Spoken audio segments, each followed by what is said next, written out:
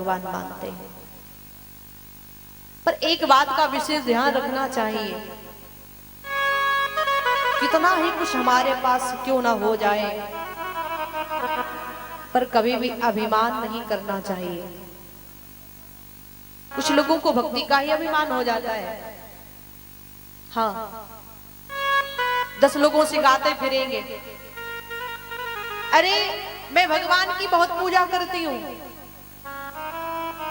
जब कहीं से तीर्थ यात्रा से आएंगे तो 10 लोगों से बातचीत करेंगे, अरे मैं तो चारों धाम कर आई, मैं तो लहसुन नहीं खाती, मैं तो प्याज नहीं खाती, मैं बिना नहाए पानी नहीं पीती। पर बहू की बुराई 2 घंटे पड़ोसन से करती हैं। अरे छोड़ना है तो वो बुराई छोड़ो ना, वो छल कपट छोड़ो। वो नहीं छोड़ती, पर 10 लोगों से गाते फिरेंगे, मन में बड़ा अभिमान है। भगवान किसी का अभिमान नहीं क्योंकि रखते, जो पूर्ण से भगवान के भक्त होते हैं, भगवान के प्रेमी जन होते हैं, वो स्वयं को कुछ मानते ही नहीं है। मैं कुछ हूं ही नहीं, मैं कुछ नहीं हूं। आप लोगों ने नाम सुना होगा ऋषि दुर्वासा का। संत दुर्वासा भगवान की बड़े तपस्वी थे, भगवान के परम भक्त थे। पर उनको भी अभिमान हो गया, किस बात का, कि हमसे बढ़कर के अब कोई तपस्वी दूसरा है ही नहीं, सबसे बड़ी हम ही है। भगवान कहते भक्ति करो, सब कुछ करो, पर अभिमान नहीं करो।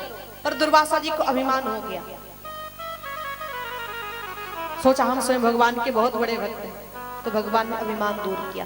अच्छा, दुर्वासा जी का नाम दुर्वासा क्यों पड़ा? थोड़ी सी बात। एक बार भगवान कृष्ण गोपिकाओं के सहित यमुना के तट पर बैठे हुए थे।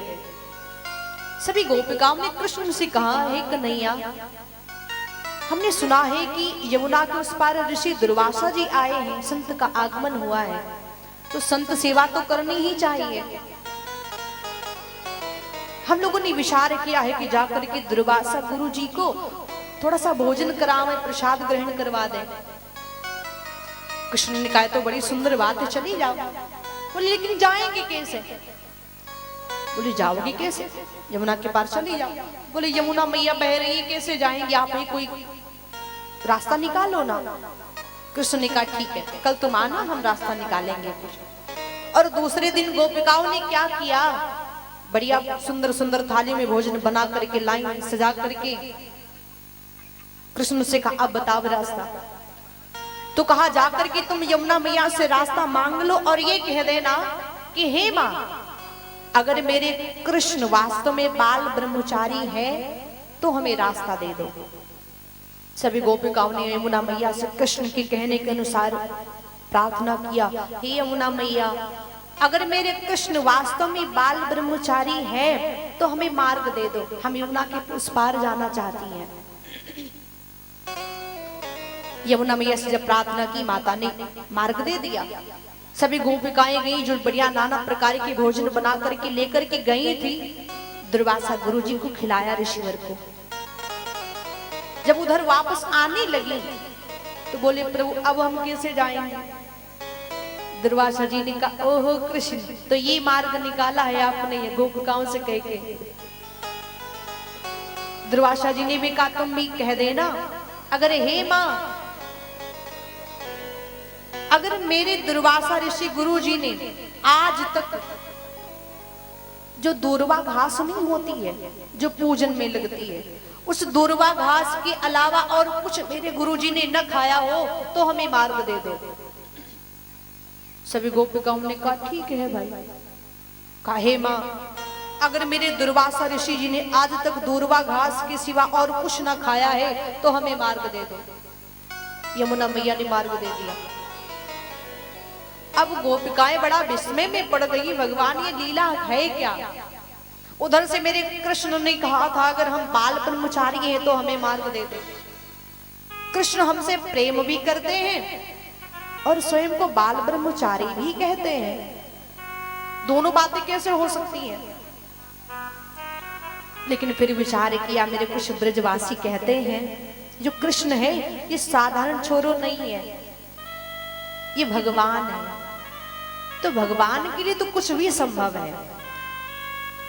वो ब्रह्मचारी भी है, प्रेमी भी है, दोनों बातें हैं। पर मेरे गुरुजी तो साफ में झूठ बोले। अरे मैं कृष्ण को नहीं पक्का जानती कि वो भगवान है कि नहीं है, या साधारण छोरा है, साधारण बाला है।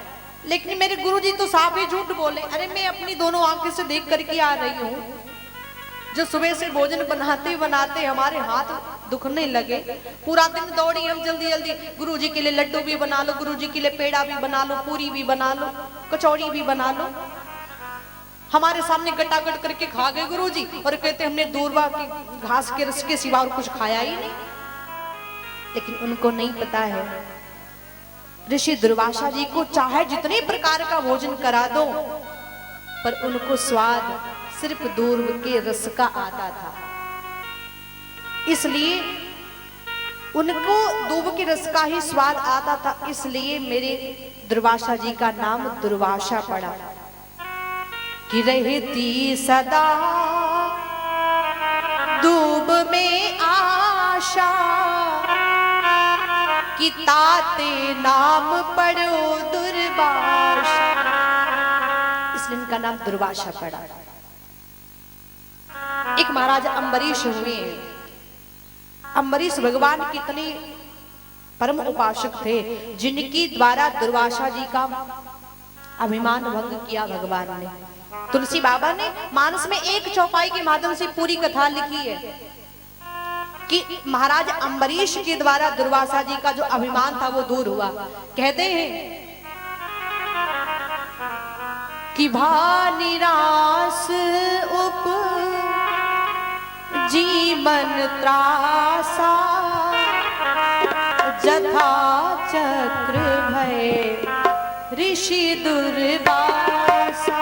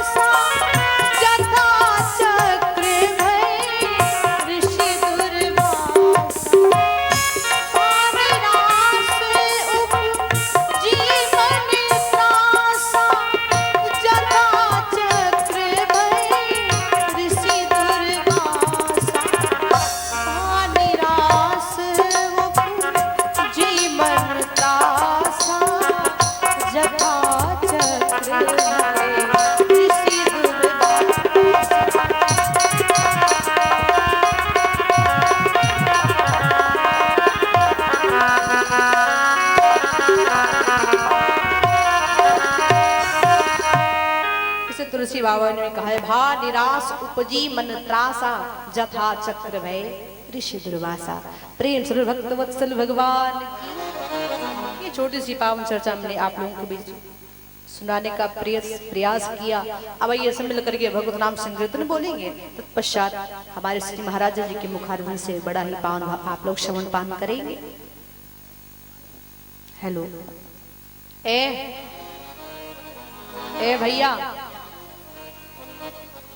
कथा बैठ करके सुनो, देखो खेल ना खेलो, इनको संभालो, इनको संभालो। पीछे ए देखो,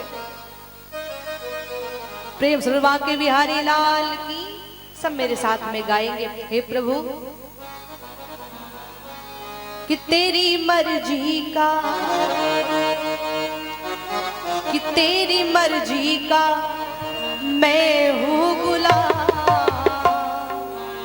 कि मेरे अलबेले राम, मेरे अलबेले राम, मेरे अलबेले राम, मेरे अलबेले